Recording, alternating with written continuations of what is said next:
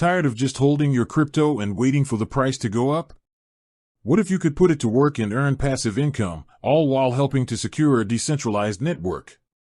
That's the power of staking, and it's a game changer for anyone looking to grow their crypto holdings. Staking, in a nutshell, is the process of locking up your crypto assets to support the operations of a blockchain network. It's like a savings account that pays you in crypto. By staking, you're helping to validate transactions and secure the network, and in return, you get rewarded with more of that same cryptocurrency. It's a win-win. So, how can you start staking on a platform like Gemini?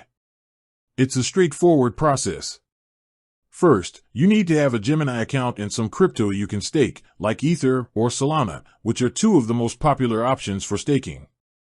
Once you're logged in, head to the navigation bar and look for the Stake tab. Click on it, and you'll see the available cryptocurrencies that you can stake.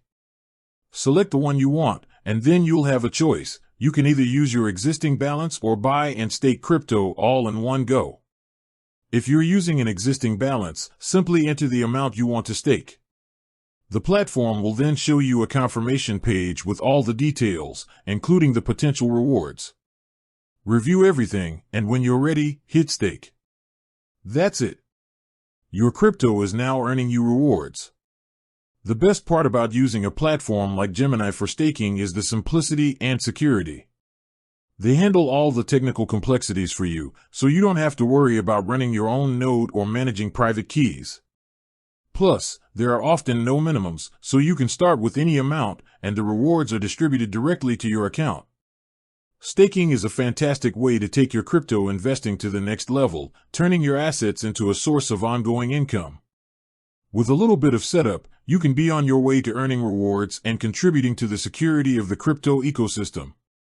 With that said, thanks for watching, and until next time.